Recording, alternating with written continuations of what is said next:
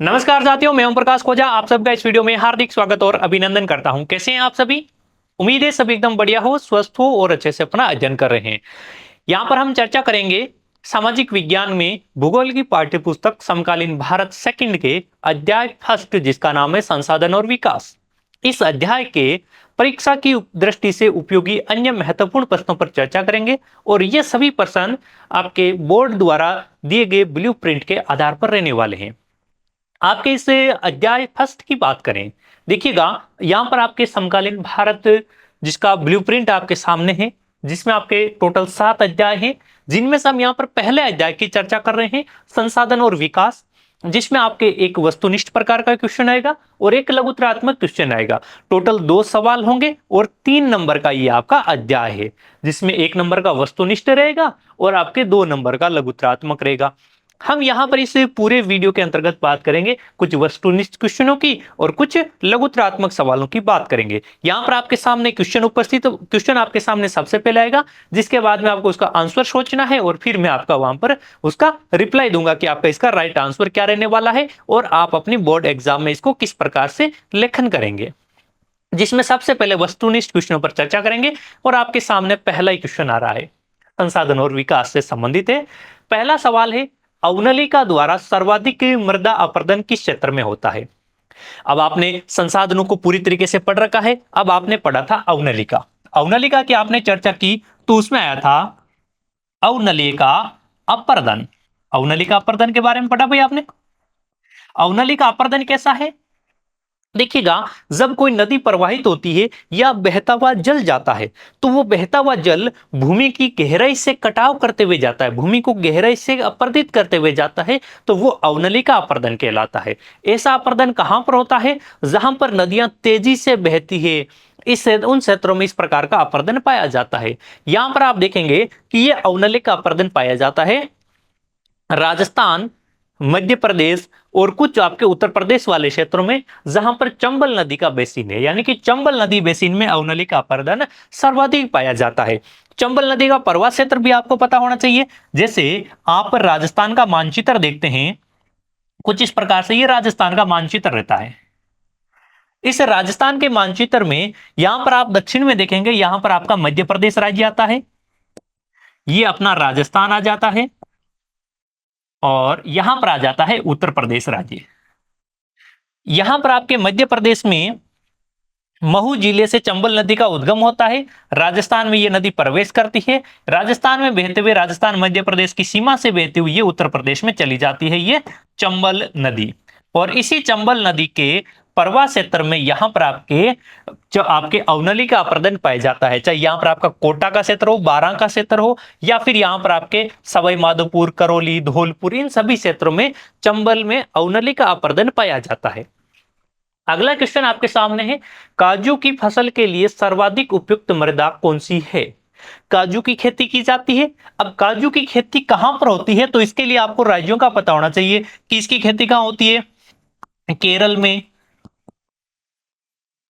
कर्नाटक में, तमिलनाडु में, इन राज्यों में चावल की खेती होती है।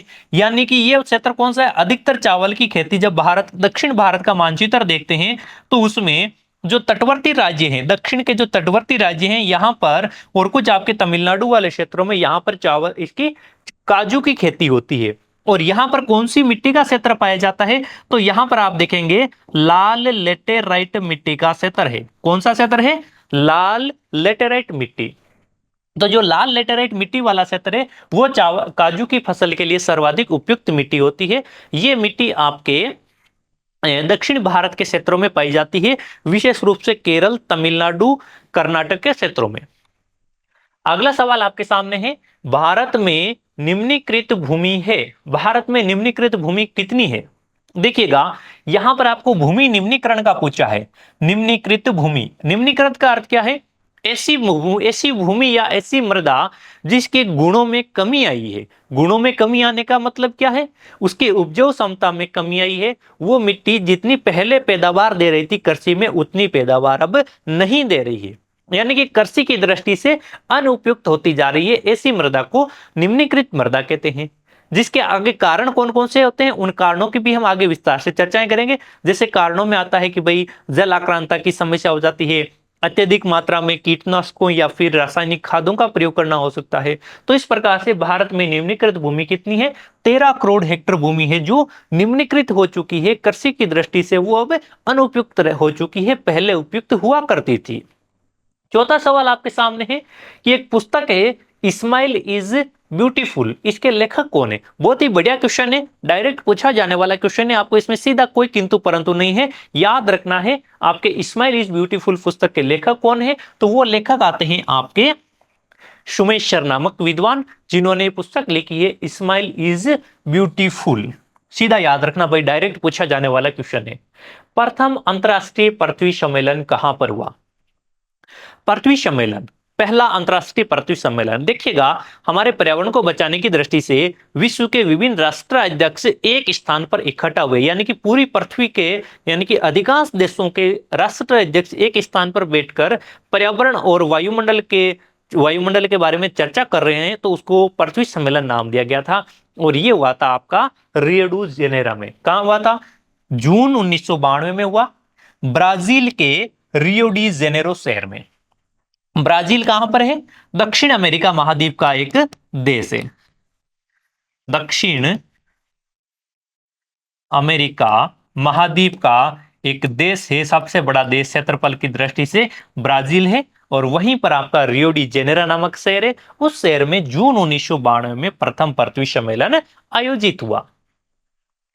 छठा सवाल आपके सामने है, समुद्र में कितने किलोमीटर तक पाए जाने वाले संसाधन राष्ट्र की संपदा है। देखिएगा स्थलीय भागों की बात करते हैं तो जो देश की सीमाएं हैं उनके बीच में पाए जाने वाले सभी संसाधनों पर उस देश का अधिकार होता है।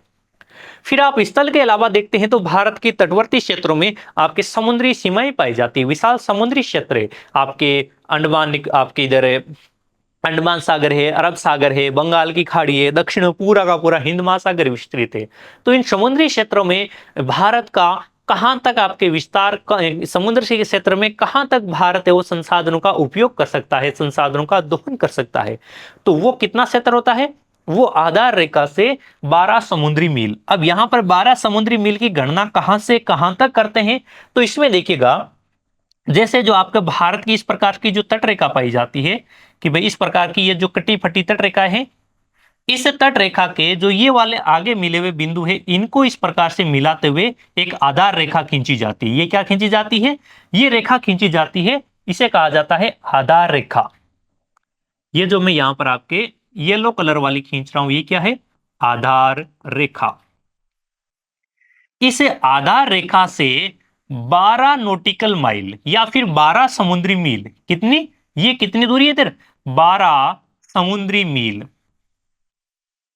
जिसे आप नॉटिकल माइल भी कहते हैं। ये 12 समुद्री मील तक की दूरी है वो, जिसे अधिकतर आप किलोमीटर में मापेंगे तो लगभग आएगी आपके 22.2 किलोमीटर। यहां तक का क्षेत्र भारत के लिए संसाधनों के दृष्टि से जो संपन्न क्षेत्र है उस पर भारत है वो खनिजों का दोहन कर सकता है, यहाँ के संसाधनों पर उसका अधिकार पाया जाता है। सातवां सवाल है, वह भूमि जहां एक कृषि वर्ष या उससे अधिक समय में खेती ना की गई हो वो क्या कहलाती है। एक ऐसी भूमि जहां पर एक कृषि वर्ष या उससे कम समय में खेती नहीं की गई है उसे क्या कहते हैं, उस भूमि को क्या कहेंगे, उसे कहते हैं वर्तमान प्रतिभूमि। इसको याद रखना, इसी से संबंधित एक क्वेश्चन आएगा आगे अभी, जिसमें आपके आएगा कि भाई एक कृषि वर्ष से अधिक समय तक एक आपका कृषि क्षेत्र है, यह आपका एक पूरा खेत है, इस खेत को आपने एक फसल यानी कि एक आपका कृषि वर्ष है, एक कृषि वर्ष कितना होता है भाई, एक कृषि वर्ष का अर्थ है 1 जुलाई से लेकर 30 जून तक का समय वो एक कृषि वर्ष होता है। इस एक कृषि वर्ष या फिर इससे कम समय तक आपने क्या किया है, उसमें खेती नहीं की है, यानी कि ये तो वो भूमि क्या कहलाएगी, वर्तमान प्रतिभूमि कहलाती है। फिर चलते हैं 8वें क्वेश्चन की ओर, वह भूमि जहां 1 से 5 कृषि वर्ष तक खेती ना की गई हो वो भूमि क्या कहलाती है।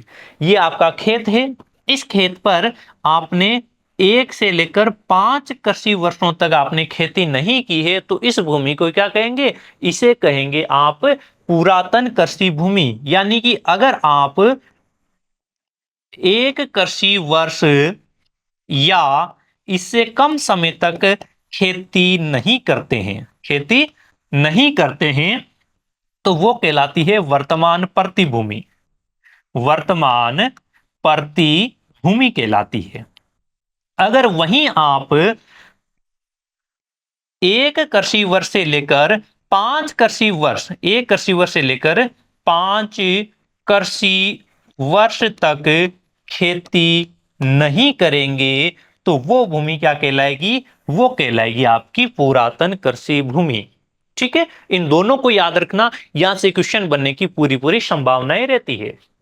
क्वेश्चन नंबर 9 है समाप्यता के आधार पर संसाधनों के प्रकार बताइएगा। यहां पर इस संसाधन और विकास के अंतर्गत आपने संसाधनों के प्रकार देखे हैं, विभिन्न आधारों पर हमने संसाधन के प्रकारों को विभाजित किया है। उन्हीं में समाप्यता यानी कि संसाधनों के समापन होने की क्षमता के आधार पर प्रकार कितने हैं, तो उसमें आपके 2 प्रकार के संसाधन आते हैं। एक वो संसाधन जो समाप्त हो जाते हैं तो फिर उन्हें पुनः उत्पादित नहीं किया जा सकता है, और दूसरे वो संसाधन जो समाप्त नहीं होते हैं वो कहलाते हैं आपके नवीकरणीय संसाधन। एक तो कौन से हैं? नवीकरणीय संसाधन हैं, और दूसरे आते हैं अनवीकरणीय संसाधन। नवीकरणीय संसाधन का अर्थ क्या है? कि इन संसाधनों का पुनरुत्पादन हो सकता है, पुनः पुनः निर्मित किए जा सकते हैं, पुनः निर्मित किए जा सकते हैं, या फिर ये संसाधन समाप्त नहीं होते हैं। क्या होते हैं? ये संसाधन समाप्त नहीं होते हैं। जैसे जैसे आप देखते हैं पवन, पवन ऊर्जा या हवा, सौर ऊर्जा, जल ऊर्जा, ये ऐसे संसाधन हैं जो समाप्त नहीं हो सकते हैं। और अगर ये समाप्त हो गए, अगर यहां पर आपके सूर्य से ऊर्जा प्राप्त नहीं होगी तो संपूर्ण जीवन समाप्त हो जाएगा, संसाधन किसी काम के नहीं रहेंगे। तो ये क्या होते हैं? नवीकरणीय संसाधन कहलाते हैं। ये नवीकरणीय कौन से होते हैं? जो आपके संसाधन सीमित मात्रा में या फिर प्रचुर मात्रा में ही पाए जाते हैं। अगर ये संसाधन एक बार समाप्त हो गए तो इनका पुनरुत्पादन संभव नहीं है, तुरंत पुनरुत्पादन संभव नहीं है, क्योंकि इनके निर्माण की एक पूरी भूगर्भिक प्रक्रिया होती है, एक पूरी चक्रीय प्रोसेस चलती है जिसमें हजारों नहीं करोड़ों वर्ष लगते हैं निर्माण में। जैसे जैसे आपका कोयला है, पेट्रोलियम है, लोहा आइसक है, तो इस प्रकार के जो संसाधन हैं निर्माण में हजारों या करोड़ों वर्ष लगते हैं, वे संसाधन कहलाते हैं अनवीकरणीय संसाधन। तो ये एक तो नवीकरणीय होते हैं और दूसरे अनवीकरणीय। क्वेश्चन क्रमांक 10 है चादर अपर्दन के लिए कौन सा कारक उत्तरदायी है? आपने जल अपर्दन पढ़ा था। जल अपर्दन में एक आपने अवनलिका अपर्दन की चर्चा की, जिसका हमने स्टार्टिंग में आपको बताया कि भाई जल अवनलिका अपर्दन का सबसे अच्छा उदाहरण या सर्वाधिक अवनलिका अपर्दन कहां पाया जाता है? चंबल नदी के क्षेत्र में। दूसरा आपका आता है चादरी अपर्दन, और चादरी अपर्दन के लिए भी उत्तरदायी कारक कौन सा होता है? जल होता है। अब अवनलिका अपर्दन और चादरी अपर्दन में अंतर क्या है? एक आपकी भूमि है, उस भूमि का जल के द्वारा गहराई से कटाव कर दिया जाता है, कुछ गहरी नलिकाएं बना दी जाती है, उबड़ खाबड़ भूमि बना दी जाती है, तब तो वो कहलाता है अवनलिका अपर्दन। वहीं अगर आपकी भूमि की ऊपरी सतह की एक चादर को जल के द्वारा घोलित करते हुए साथ में ले जाया जाता है तो वो कहलाता है अवनलिका, ये चादरी अपर्दन। इस चादरी अपर्दन में क्या होता है? भूमि की इस ऊपरी परत है वो जल के साथ में घुलकर चली जाती है, वो धीरे धीरे घुलकर कब उसकी उपजाऊ क्षमता साथ में प्रवाहित हो जाती है हमें पता ही नहीं चलता है, वो कहलाता है चादरी अपर्दन, और ये जल के द्वारा ही होता है। नेक्स्ट क्वेश्चन क्रमांक 11 है भारत के किस प्रांत में सीढ़ीदार या सोपानी खेती की जाती है? अब देखिएगा, शब्दों को याद रखना, सीढ़ीदार या सोपानी खेती का अर्थ क्या होता है। देखो, सीढ़ीदार कहो या सोपान कहो, सोपान का अर्थ क्या होता है? सीढ़ियां बनाना। जैसे आप घर में चढ़ते हैं, घर की छत पर चढ़ते हैं तो कुछ ऐसे सीढ़ियां बनी रहती है ना, ये सीढ़ियां। आप स्कूल में एंट्री करते हैं या फिर जब ध्वजारोहण किया जाता है तो ध्वजारोहण वाला अपनी जगह होती है, स्कूल में कैसे रहती है भाई? इस प्रकार की।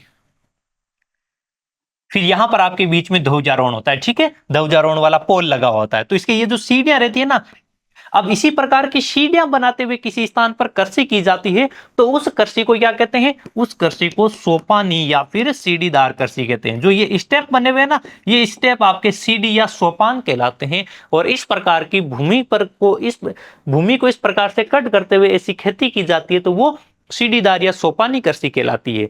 अब आपको याद होगा इस प्रकार की कृषि कहां पर की जाती है, जैसे आपका असम में चाय की खेती की जाती है, पश्चिम बंगाल में चाय की खेती की जाती है। कुल मिलाकर हम कहते हैं पर्वतीय क्षेत्रों में ऐसी खेती की जाती है।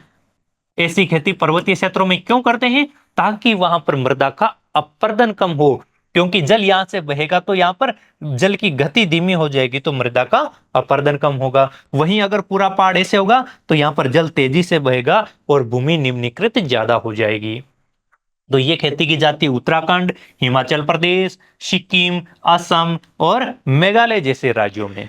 यहां पर असम को आप देखेंगे तो असम में की जाती है चाय की खेती। यहां पर क्या है, चाय के बागान हैं।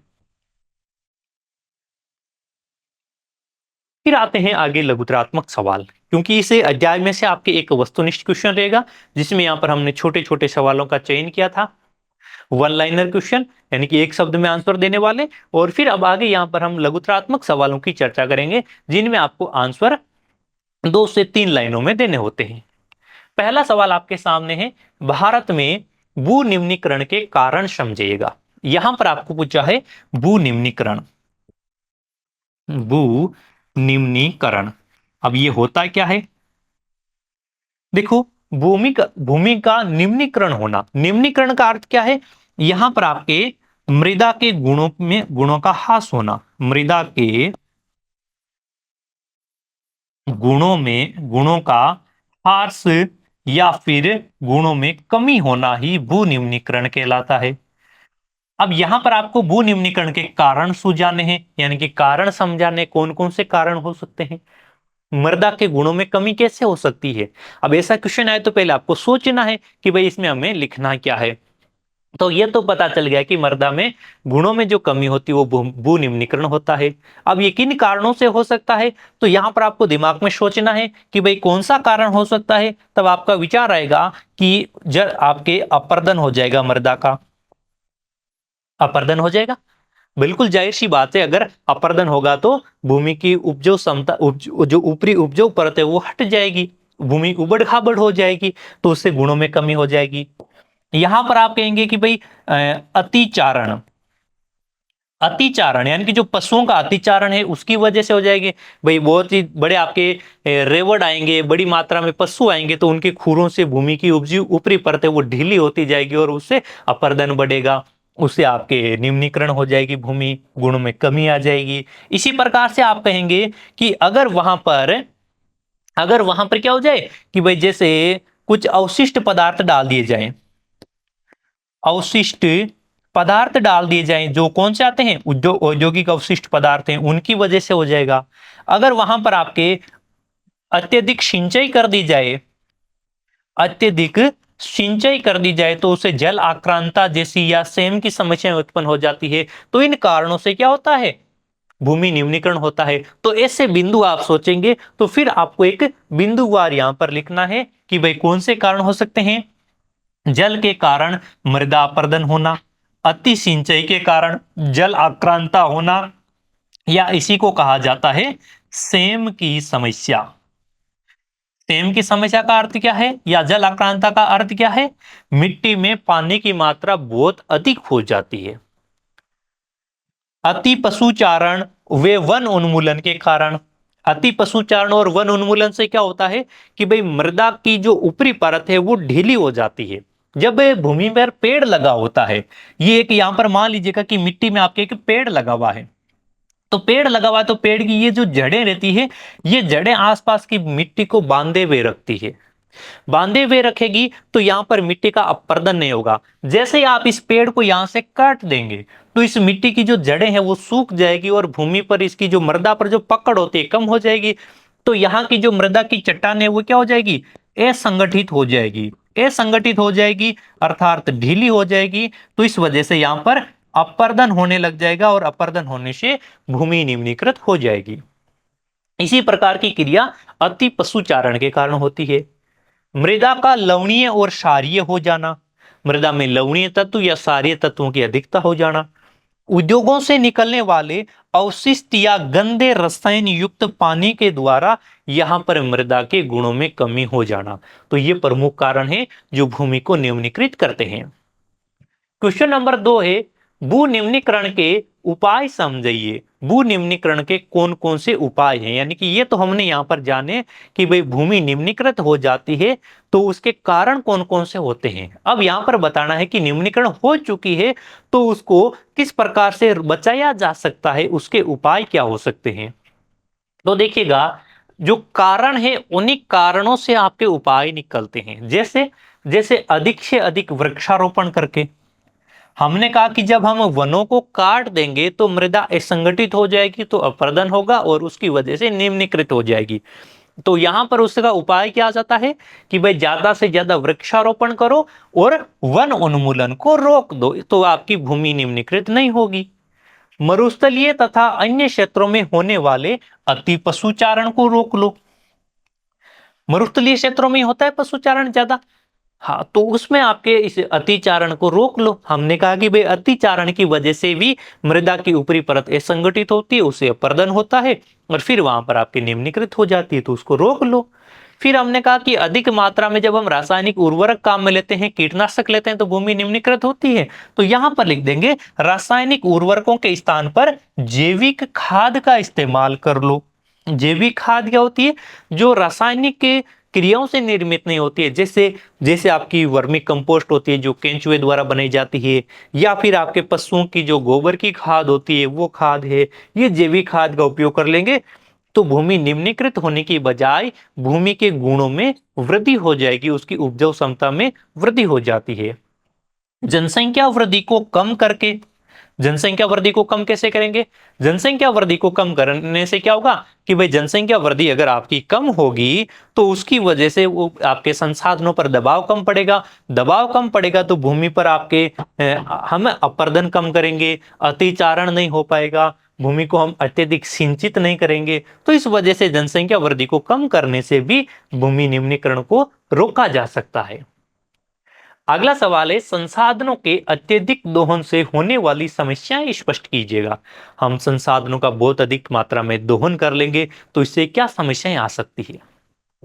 संसाधन कौन से हैं, प्राकृतिक संसाधन, जैसे आपका जल एक संसाधन है। एक उदाहरण लेकर विचार कीजिए, हम जल को बहुत अधिक मात्रा में काम में ले लेंगे तो इससे क्या प्रभाव पड़ेंगे।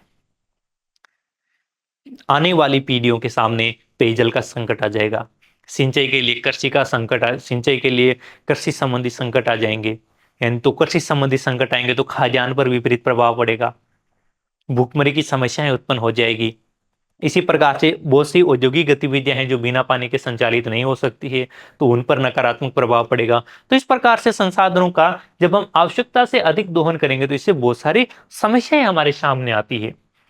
तो संसाधनों का हम अगर असंतुलित उपयोग करेंगे तो समाज में क्या हो, समाज आपका अमीर और गरीब में बंट जाएगा। जिसके पास में ज्यादा संसाधन होंगे वो अमीर हो जाएगा, कम संसाधनों का उपयोग करेगा वो गरीब हो जाएगा।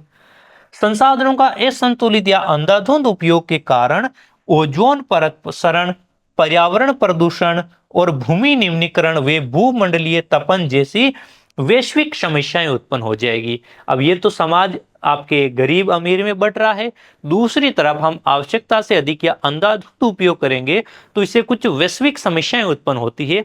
उनमें आपका आता है ओजोन क्षरण। ओजोन क्षरण किससे होता है, जो आपकी क्लोरोफ्लोरोकार्बन है जिसे CFC कहते हैं, इसका जब उत्सर्जन आवश्यकता से अधिक हो जाता है तो ये आपके वायुमंडल में ओजोन परत की सांद्रता को कम कर देती है, तो उसे ओजोन क्षरण या ओजोन छिद्र कहते हैं, जिस कारण सूर्य से आने वाली हानिकारक पराबैंगनी विकिरणें हमारे धरातल पर पहुंचती है, जिसे त्वचा कैंसर है या फिर अन्य विकराल समस्याएं सामने उत्पन्न होती है। तो ओजोन परत क्या होती है, नहीं तो पराबैंगनी किरणों को रोक लेती है। अगर वो ओजोन परत की सांद्रता कम हो जाएगी तो ओजोन किरणें हमारी धरातल पर आ जाएगी, जो हमारे लिए जीवन और जैविक क्रियाकलापों के लिए हानिकारक होती है।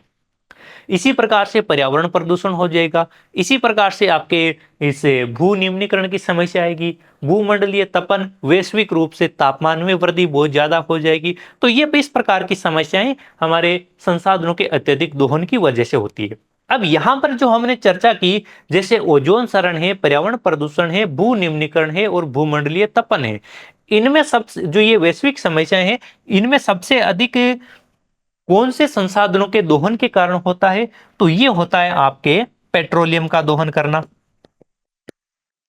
पेट्रोलियम और कोयला, जिसे आप मोटे तौर पर कह सकते हैं जीवाश्म ईंधन। क्या कहेंगे इसे? जीवाश्म ईंधन कहते हैं। अगर इन जीवाश्म ईंधन का हम बहुत अधिक मात्रा में उपयोग करते हैं तो इससे क्या होती है, जैसे आपका कार्बन डाइऑक्साइड का उत्सर्जन होता है, नाइट्रस ऑक्साइड, नाइट्रोजन के ऑक्साइड है, सल्फर के ऑक्साइड हैं, या फिर कुछ अन्य गैसें हैं जो उत्सर्जित होती है, जो कि आपके भूमंडलीय तपन के लिए और पर्यावरण प्रदूषण के लिए जिम्मेदार होती है। इन्हीं में से आपके हम अगर प्रशीतकों का प्रयोग करें, प्रशीतक क्या होते हैं? जैसे प्रशीतकों में आपका एयर कंडीशनर आता है, जिसे आप एसी कहते हैं, आपके घर में रखा हुआ रेफ्रिजरेटर आता है, रेफ्रिजरेटर आ जाता है, जो आप डीओ स्प्रे वगैरह काम में लेते हैं। इन सब के उपयोग से क्या होती है? सीएफसी गैस उत्सर्जित होती है, जिसे आप क्लोरोफ्लोरोकार्बन कहते हैं, विज्ञान में पढ़ते हैं आप सीएफसी। सीएफसी का उत्सर्जन होता है और ये ओजोन परत के क्षरण के लिए जिम्मेदार होती है। तो इस वजह से ये आपके वैश्विक समस्याएं उत्पन्न होती है। कुछ व्यक्तियों के लिए ही संसाधनों का ह्रास हो रहा है। संसाधनों के अत्यधिक उपयोग के कारण आने वाली पीढ़ियों के लिए इनका प्राप्त नहीं होना या फिर कम होना भी गंभीर समस्या होगी। अगर हम संसाधनों का असंतुलित उपयोग करते रहेंगे तो हमारी जो आने वाली पीढ़ियां हैं उनके लिए ये संसाधन या तो समाप्त हो जाएंगे या फिर इनकी मात्रा कम हो जाएगी। जैसे वर्तमान में हम जिस प्रकार से जीवाश्म ईंधन का उपयोग कर रहे हैं, जिनमें विशेष रूप से पेट्रोलियम पदार्थ, जो आपकी एलपीजी गैस आती है, सीएनजी गैस आती है, पेट्रोल है, डीजल है, इनका अगर हम असंतुलित उपयोग करते रहे तो हमारी आने वाली पीढ़ियों के सामने ये संसाधन समाप्त हो जाएंगे या फिर बहुत ही कम मात्रा में उपलब्ध रहेंगे। जैसे भारत की बात की जाए तो भारत अपनी आवश्यकता का 85% पेट्रोलियम पदार्थ निर्यात करता है, यानी कि दूसरे देशों से खरीदते हैं। अगर हम इसी तरीके से काम में लेते रहे तो ये जो विदेशों में जो पेट्रोलियम के भंडार हैं, जैसे आपका अरब कंट्रीज हैं, जो मिडिल ईस्ट वाले, मध्य एशिया वाले जो आपके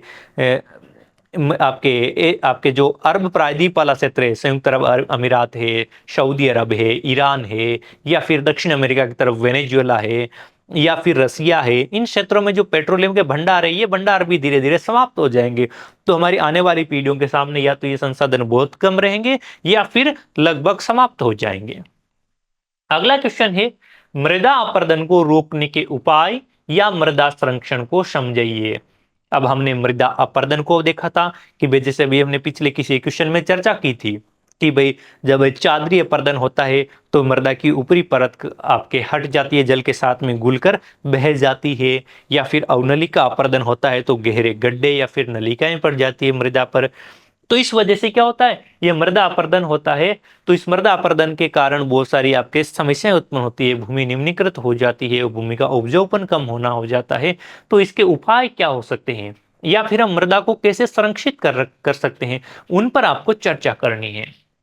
देखिएगा, अधिक से अधिक वृक्षारोपण करके तथा वन उन्मूलन को रोककर आप मृदा संरक्षण कर सकते हैं। जैसे हमने आपको वृक्ष का उदाहरण देकर आपको बताया था कि भाई जैसे वृक्ष की जो जड़ें होती है, ये इस प्रकार से वृक्ष लगा हुआ है कोई, तो इस वृक्ष की जो जड़ें हैं भूमि में, ये जड़ें मृदा को क्या रखती है, बांधे रखती है, मृदा को संगठित रखती है, मृदा की चट्टानों को इकट्ठा करके मजबूत रखती है। कहते हैं ना, संगठन में शक्ति है, तो यहां पर मृदा संगठित है। और दूसरी तरफ एक ये क्षेत्र है जहां पर आपका क्या है, ये पेड़ था, लेकिन इस पेड़ को क्या कर दिया, यहां से कट कर दिया, यहां से काट दिया गया था, पेड़ को काट दिया, तो ये जो जड़ें थी ये सूख चुकी है। तो यहां पर क्या है, असंगठित मृदा है, असंगठित मृदा है। तो इस असंगठित मृदा का क्या होगा, अपरदन ज्यादा होगा, अपरदन होगा। और यहां पर क्या होगा, अपरदन नहीं होगा। तो इस वजह से ये मृदा क्या रहेगी, ये वृक्षारोपण की वजह से मृदा संरक्षण हो जाएगा। इसी तरीके से मरुस्थलीय या फिर अन्य क्षेत्रों में अति पशुचारण को रोक लो। मरुस्थलीय क्षेत्रों में या फिर अन्य क्षेत्रों में जहां पर पशुचारण बहुत अधिक होता है तो उसको रोक लो। अब पशुचारण से होता क्या है कि देखिएगा, बड़े बड़े रेवड़ होते हैं जिसमें आपके भेड़े बकरियां हैं या फिर एक बहुत सारी गायें हैं, गायों की जो गौशाला होती है उस गौशाला से आपके सैकड़ों गायें एक साथ निकल रही है या सैकड़ों भैंसें तबेले से एक साथ निकल रही है। तो उसमें क्या होता है कि जब वो एक किसी चारागाह में बार बार उसी चारागाह में जा रही है, ये क्या है, एक चारागाह है जहां पर आपकी घास लगी हुई है। क्या है, घास लगी हुई है। बहुत से आपके सैकड़ों पशु इस चारागाह में चरने के लिए आते हैं, घास को पूरा खा लिया, छोटी छोटी अब घास बची हुई है, फिर भी यहीं पर पशुओं को चराया जा रहा है। वो घास पूरी खा चुके हैं, रगड़ते हुए पूरी जमीन के पास में से पूरा उसको साफ कर दिया है, फिर भी यहां पर पशुओं को लाया जा रहा है। तो क्या होगा, ये जो पूरा चारागाह क्षेत्र है इसकी ऊपरी परत है वो आपके पशुओं की खुर से, एक तो वहां से घास हट गई है, क्यों, घास की भी जड़ें होती है जो मृदा को संगठित करके रख रही थी, तो घास को पूरा साफ कर दिया तो वो घास कट चुकी है। फिर यहाँ पर आपके सैकड़ों पशु एक साथ यहाँ पर अपने चारों पैरों से या चारों खुरों से भूमि की ऊपरी परत को ढीला करते जा रहे हैं। तो उस वजह से यहाँ पर अप्रदन ज्यादा हो जाएगा और अप्रदन ज्यादा होने से यहाँ पर आपकी मृदा संरक्षित नहीं रह पाएगी। तो इसलिए अति पशुचारण को रोक लेंगे या फिर पशुचारण को अति ना करके सीमित पशुचारण करेंगे तो मृदा संरक्षित रहेगी। फिर आता है आपके जनसंख्या वृद्धि को रोकने, जनसंख्या वृद्धि के कारण होने वाले अव्यवस्थित निर्माण कार्य को रोकना। जनसंख्या वृद्धि हो रही है तो उनके आवास के लिए निर्माण कार्य करने होते हैं, तो जो अव्यवस्थित निर्माण हो रहे हैं उनको रोक लो। यानी कि निर्माण कार्य इस प्रकार से करने चाहिए ताकि मृदा का अपरदन कम हो। यानी कि जो जल प्रवाह क्षेत्र हैं उन जल प्रवाह क्षेत्रों में निर्माण कार्य से हम बचेंगे तो वहां पर आपके मृदा का अपरदन कम हो जाएगा। रासायनिक उर्वरकों के स्थान पर जैविक खाद का प्रयोग करो तो भूमि आपके संरक्षित रह जाएगी, भूमि के गुणों में कमी नहीं आएगी, यानी कि निम्नीकृत नहीं हो पाएगी। पहाड़ी या ढाल वाले क्षेत्रों में सीढ़ीनुमा खेत बनाकर कृषि कार्य करेंगे तो मृदा का अपरदन नहीं होगा, मृदा में पर्याप्त नमी बनी रहेगी। तो इस प्रकार से आप मृदा संरक्षण का कार्य कर सकते हैं। तो ये मृदा संरक्षण के प्रमुख उपाय आपके सामने उभर कर आते हैं। क्वेश्चन नंबर 5 है, एजेंडा 21 क्या है, समझिए। एजेंडा 21 क्या है, विस्तार से आपको एक्सप्लेन करना है। एजेंडा 21 की बात करें तो देखिएगा, यह एक घोषणा पत्र है, एक प्रकार की घोषणा है जिसमें 21वीं शताब्दी के लिए एजेंडा तैयार किया गया। एजेंडा 21 क्या है, एक प्रकार की घोषणा है जो कि विभिन्न राष्ट्रों अध्यक्षों ने मिलकर 21वीं शताब्दी के लिए 21वीं शताब्दी के लिए एक एजेंडा तैयार किया। अब इस एजेंडे में क्या बातें कही, वो बातें तो आपके सामने लिखी हुई है और हमने अध्याय में पढ़ी है, लेकिन इसको इस तरीके से समझिएगा कि जो 1992 में ब्राजील के रियो डी जेनेरो शहर में संयुक्त राष्ट्र पर्यावरण और विकास सम्मेलन का आयोजन किया गया था, तो उस सम्मेलन में विभिन्न राष्ट्र अध्यक्षों के द्वारा यह स्वीकृत किया गया था एजेंडा 21। इस एजेंडा 21 का मुख्य उद्देश्य क्या था कि पर्यावरण प्रदूषण हो रहा है, वैश्विक तापमान में वृद्धि हो रही है, हम संसाधनों का आवश्यकता से अधिक उपयोग कर रहे हैं यानी कि अति दोहन कर रहे हैं। इस वजह से आने वाली पीढ़ियों के सामने बहुत सारी समस्याएं उत्पन्न हो जाएगी, हमारी भावी पीढ़ियों को संसाधन कम मिलेंगे या फिर सीमित मात्रा में मिलेंगे या फिर समाप्त हो जाएंगे उनके लिए कुछ संसाधन, तापमान बहुत अधिक हो जाएगा, ग्लेशियर पिघलने लगेंगे, हमारी जो ओजोन परत है वो बहुत अधिक संरक्षित हो जाएगी, यानी अब आपके बहुत अधिक शरण हो जाएगा उसमें।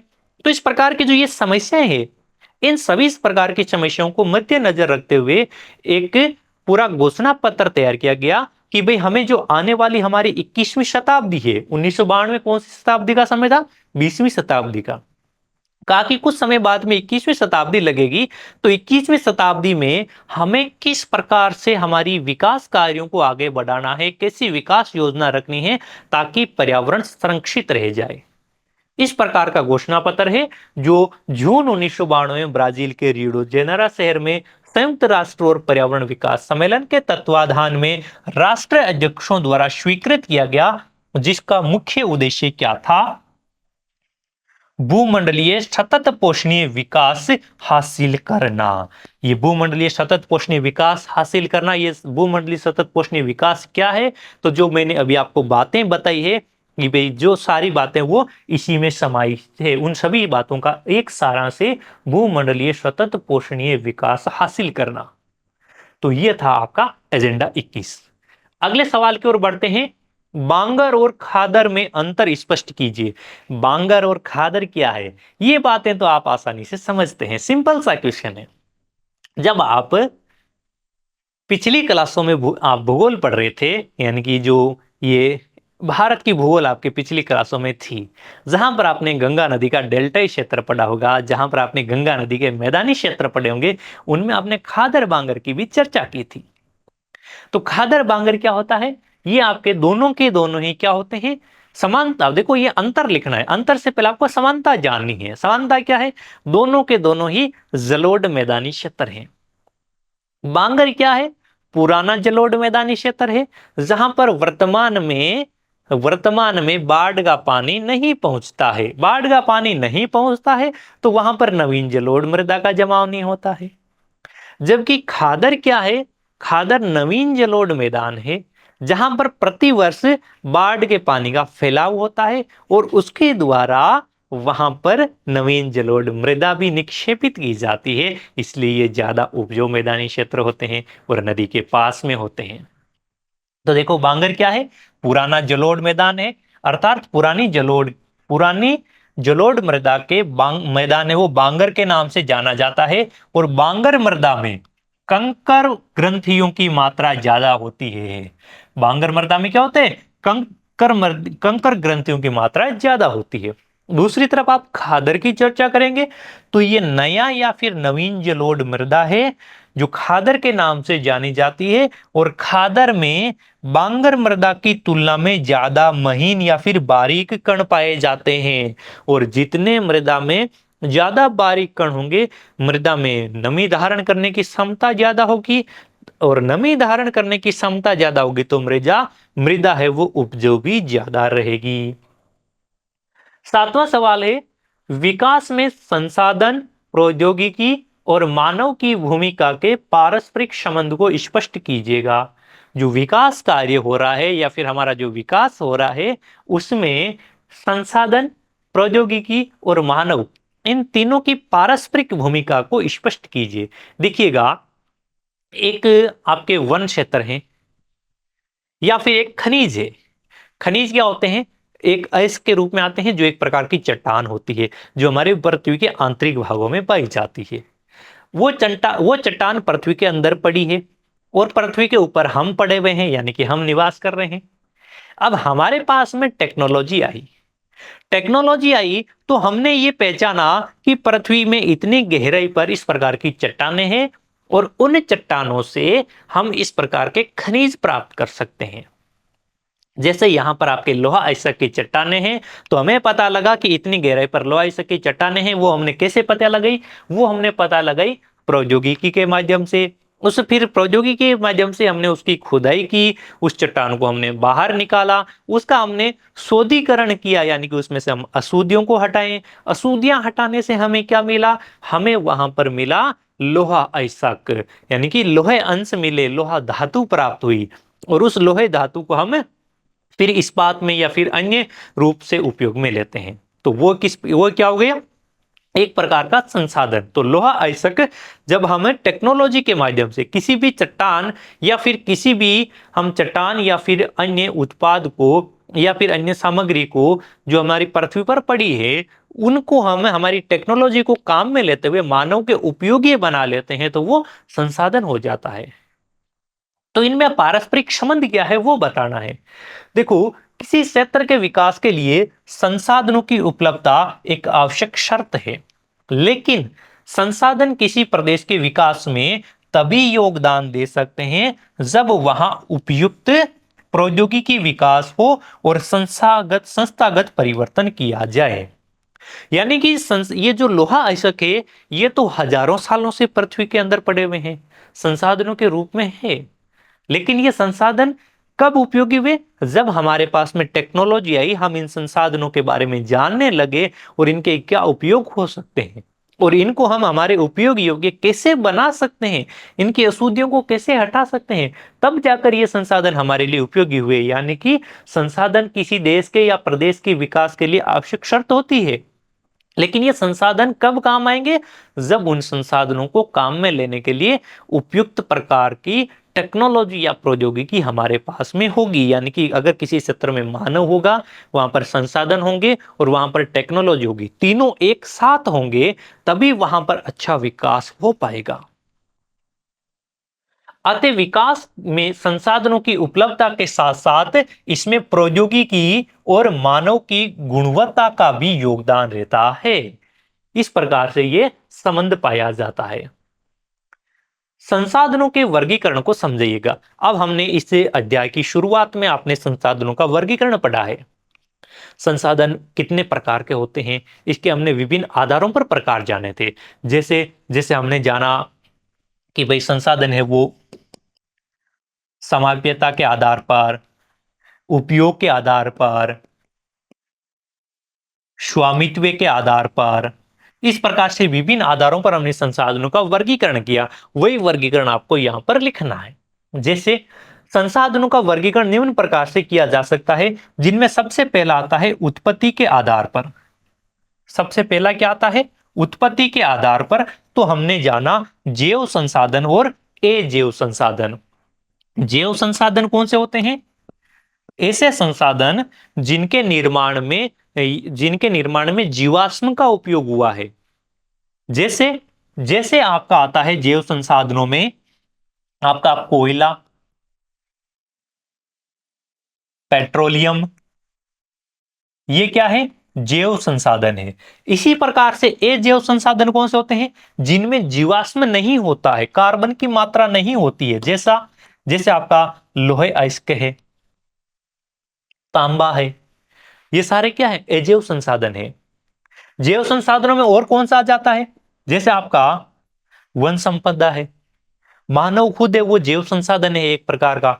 ये आते हैं आपके उत्पत्ति के आधार पर संसाधन। फिर आते हैं समाप्यता के आधार पर संसाधन। दूसरे आते हैं समाप्यता के आधार पर। समापन के आधार पर कौन सा संसाधन कितना जल्दी समाप्त हो जाता है, समाप्त होने के बाद में इन्हें फिर से प्राप्त किया जा सकता है या नहीं किया जा सकता है। तो उसमें आता है नवीकरण योग्य संसाधन और अनवीकरण योग्य संसाधन। नवीकरण योग्य संसाधन कौन से होते हैं? ऐसे संसाधन जो अगर एक बार जो संसाधन कभी समाप्त नहीं हो सकते हैं या फिर उनका पुनरुत्पादन किया जा सकता है। जैसे जैसे आती है आपकी सौर ऊर्जा, पवन ऊर्जा,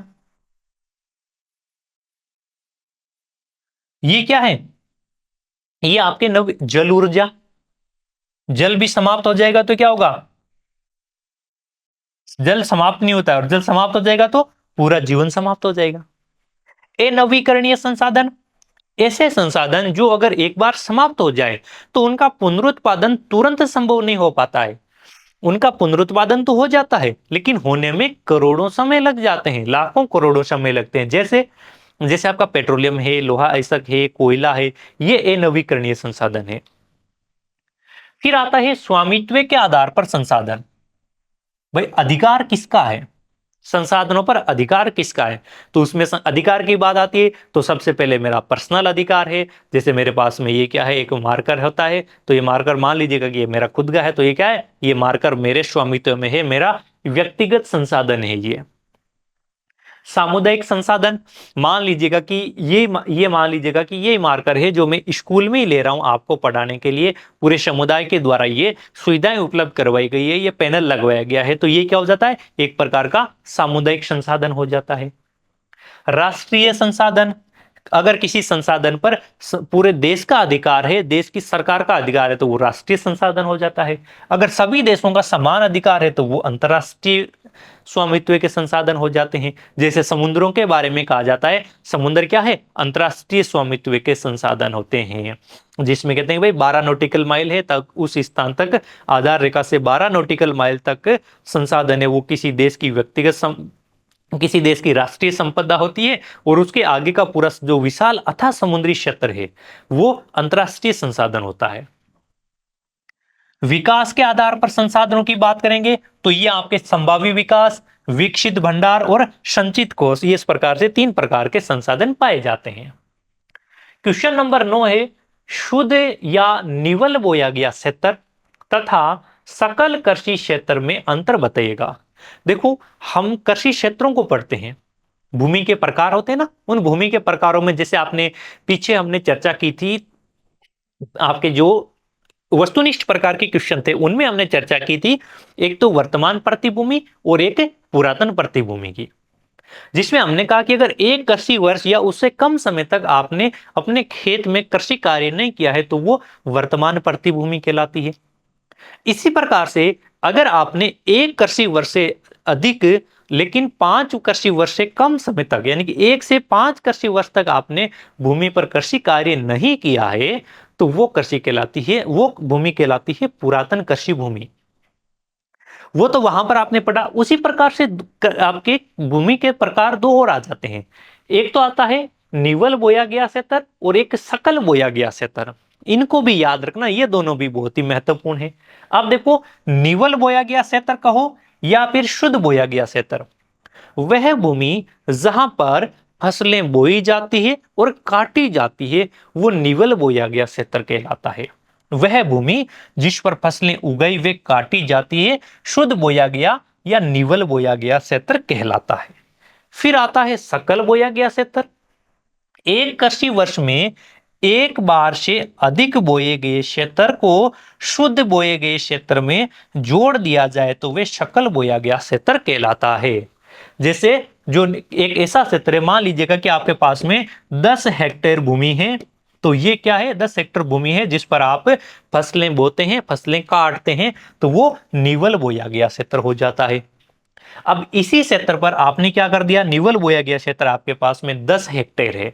इस 10 हेक्टेयर क्षेत्र पर आप मान लीजिएगा कि खरीफ की फसल बुआई कर दी आपने, तब ये निवल बोया गया क्षेत्र क्या क्षेत्र है, ठीक है। अब इसी क्षेत्र पर आपने जैसे ही खरीफ की बुआई की, फिर उसकी कटाई भी की, उसके बाद में आपके अक्टूबर नवंबर का समय आ जाता है तो उसमें आप रबी की फसल की बुआई कर देते हैं।